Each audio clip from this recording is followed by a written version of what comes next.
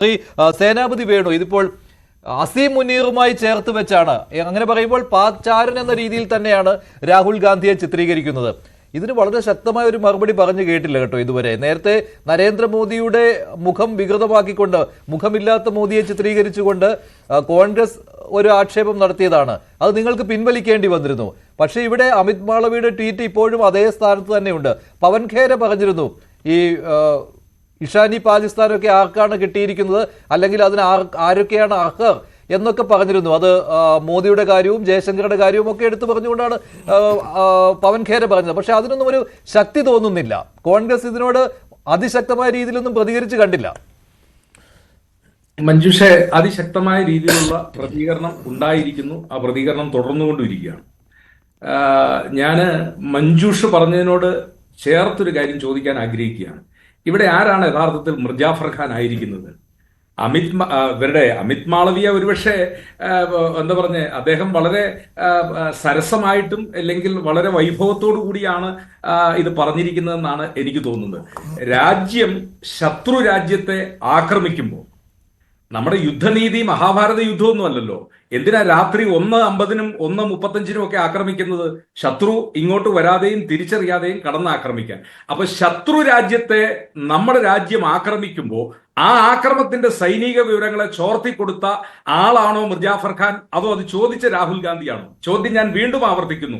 ഇന്ത്യയുടെ സേന സർവ്വശക്തിയും ഉപയോഗിച്ച് പാകിസ്ഥാനിലെ ഭീകര താവളങ്ങളും ഭീകര കേന്ദ്രങ്ങളും ആക്രമിക്കാനായി മുൻകരുതലെടുത്ത് അതിനുള്ള തയ്യാറെടുപ്പ് നടത്തുമ്പോൾ അത് ശത്രുവിനെ വിളിച്ചു പറഞ്ഞ ആളാണോ മിർജാഫർ ഖാന്റെ റോൾ ചെയ്തത്, അതോ അത് ചോദ്യം ചെയ്തതാണോ എന്നുള്ളതാണ്. അങ്ങനെ വിളിച്ചു പറഞ്ഞിട്ടുണ്ടോ സേനാപതി വേണു? എങ്ങനെ വിളിച്ചു പറഞ്ഞു എന്നാണ് നിങ്ങൾ പറയുന്നത്? ആര് വിളിച്ചു പറഞ്ഞു? ഇപ്പോൾ ജയശങ്കർ എന്ന വിദേശമന്ത്രിയുടെ റോൾ കൃത്യമായിട്ട് അറിയാമല്ലോ. അദ്ദേഹം ഇന്ത്യ കണ്ട ഏറ്റവും മികച്ച വിദേശമന്ത്രിമാരിൽ ഒരാളായി ഇപ്പോൾ അറിയപ്പെടുകയാണ്.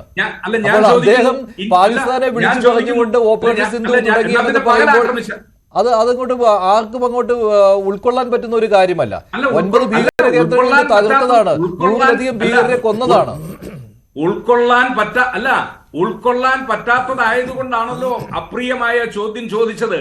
പാകിസ്ഥാന്റെ ഭീകര താവളങ്ങളെ ഇന്ത്യൻ സൈന്യം ആക്രമിക്കുമ്പോൾ ഞങ്ങൾ ഇതാ നിങ്ങളുടെ ഭീകര കേന്ദ്രങ്ങളെ ആക്രമിക്കാൻ പോകുന്നുവെന്ന വിവരം പാകിസ്ഥാന് കിട്ടിക്കഴിഞ്ഞാൽ, അങ്ങനെയാണല്ലോ ഏറ്റവും പ്രധാനപ്പെട്ട 2 ഭീകരന്മാരോടൊന്ന് മാറേണ്ട സാഹചര്യം ഉണ്ടായത്.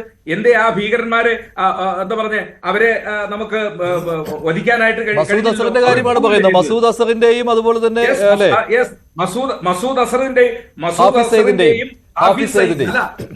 മസൂദ് അസറും ഹാഫിസ് സയ്യിദും എങ്ങനെയാ രക്ഷപ്പെടാൻ കാരണം?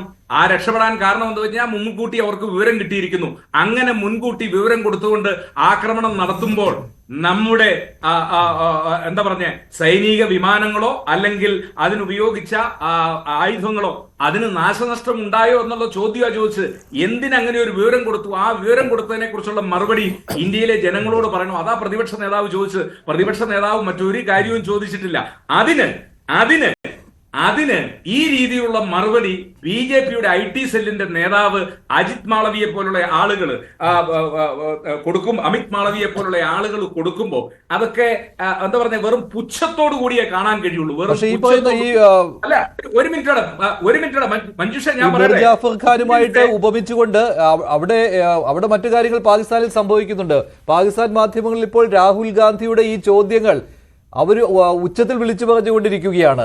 പ്രതിപക്ഷ നേതാവ് തന്നെ, ഇന്ത്യയിലെ പ്രതിപക്ഷ നേതാവ് തന്നെ പ്രധാനമന്ത്രി നരേന്ദ്രമോദിയോട് ചോദ്യങ്ങൾ ഉന്നയിക്കുകയാണ്. അത് പാകിസ്ഥാന് നേട്ടമാണ് എന്ന രീതിയിൽ, പാകിസ്ഥാന്റെ വിജയസൂചനയായിട്ട് അവർ അവിടെ ആഘോഷിക്കുന്ന ഏറ്റവും പ്രധാനപ്പെട്ട പോയിന്റ് എന്ന് പറയുന്നത് രാഹുൽ ഗാന്ധി ഇവിടെ പറയുന്ന കാര്യങ്ങളാണ്. ശ്രീ സേനാപതി വേണു, അല്ല, രാഹുൽ ഗാന്ധി പറയുന്നതല്ലല്ലോ, ഗ്രൗണ്ടിലെ യാഥാർത്ഥ്യങ്ങളും അതിന്റെ ഉപഗ്രഹ ചിത്രങ്ങളും ഒക്കെ നമ്മൾ പുറത്തു വിട്ടുകൊണ്ടാണല്ലോ നമ്മൾ സംസാരിക്കുന്നത്. ആ കാര്യങ്ങളെയൊക്കെ തെളിവുകളുടെയും രേഖകളുടെയും അടിസ്ഥാനത്തിലാണല്ലോ നമ്മൾ സംസാരിക്കുന്നത്.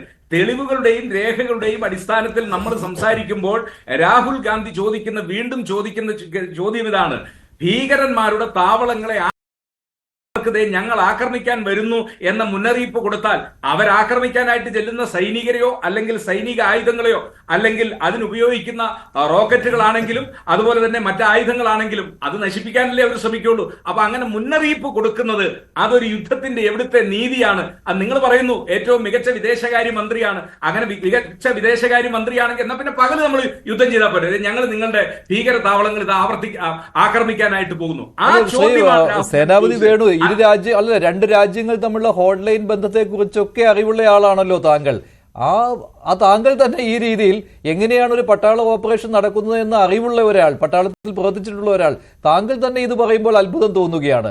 ഇന്ത്യ പാകിസ്ഥാനെ വിളിച്ച് അറിയിക്കുകയാണ്, ഞങ്ങളിതാ നിങ്ങളുടെ ഇന്ന കേന്ദ്രങ്ങൾ ആക്രമിക്കാൻ പോവുകയാണ്, അവിടെ നിന്ന് രക്ഷപ്പെടുത്തേണ്ടവരെ രക്ഷപ്പെടുത്തിക്കോളൂ എന്നൊക്കെ പറഞ്ഞു എന്ന് പറയുമ്പോൾ ഇതിൽ പരം ദേശത്തിന് വിരുദ്ധമായ ഒരു കാര്യം പറയുവാനുണ്ടോ? ദേശത്തിന് വിരുദ്ധമായ കാര്യം ചെയ്തതിന്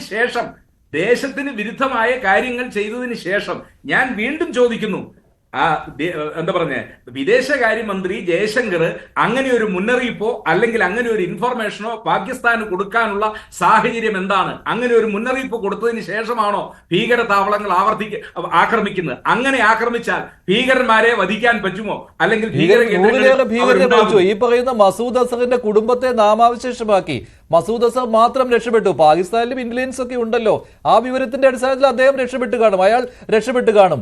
മസൂദ് അസറിന്റെ കുടുംബത്തെ പൂർണ്ണമായിട്ടും ഇല്ലാതാക്കി ലഷ്കർ ഇ തോയ്ബയുടെയും ജെയ്ഷെ മുഹമ്മദിന്റെയും ഹിസ്ബുൾ മുജാഹിദിന്റെയും കേന്ദ്രങ്ങൾ തന്നെ തകർത്ത് തരിപ്പണമാക്കി. എന്നിട്ടും ഇവിടെ രാഹുൽ ഗാന്ധിയും കോൺഗ്രസും ചോദ്യങ്ങൾ ചോദിക്കുകയാണ്, പാകിസ്ഥാനെ ഇന്ത്യ വിളിച്ചറിയിച്ചിട്ടാണ് ഈ കാര്യങ്ങളെല്ലാം ചെയ്തതെന്ന്. ശ്രീ